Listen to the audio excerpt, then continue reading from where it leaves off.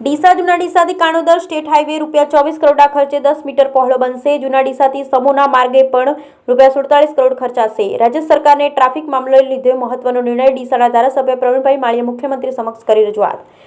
દિવસે ને દિવસે વાહનોમાં વધારો થઈ રહ્યો છે, જેના કારણે મોટાભાગના માર્ગો ટ્રાફિકના લીધે વ્યસ્ત બન્યા। તેમાં ડીસાથી પાલનપુર, અમદાવાદ, ગાંધીનગર જતા માર્ગને ટ્રાફિકને લઈ અત્યંત વ્યસ્ત રહે છે, જેથી રાજ્ય સરકારે ડીસાથી જૂના ડીસા ગઢ કાણોદરનો માર્ગ ₹24 કરોડના ખર્ચે અને ડીસા તાલુકાના જૂના ડીસાથી સમૂહ વાયા વાસણા સદરપુર રોડ ₹47 કરોડના ખર્ચે 10 મીટર પહોળો કરવાનો મહત્વનો નિર્ણય કર્યો છે।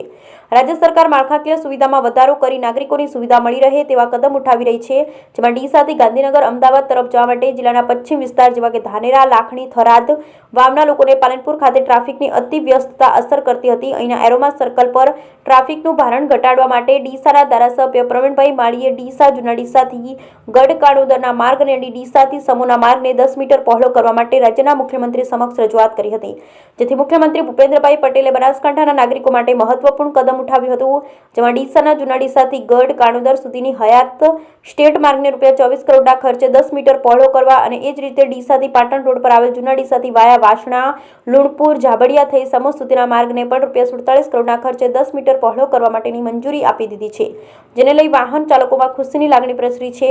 આ માર્ગ પહોળા અને મજબૂત બનતા ડીસાથી ગાંધીનગર, અમદાવાદ તરફ જવા માટે પાલનપુર એરોમા સર્કલ તરફ નહીં જવું પડે, જ્યારે વધુ પડતા ટ્રાફિકના ભારણને મહદઅંશે હળવો કરી શકાશે, જેનો સીધો લાભ ધાનેરા, થરાદ, વાવ, લાખણી, સિહોરી જેવા તાલુકાના લોકોને મળશે।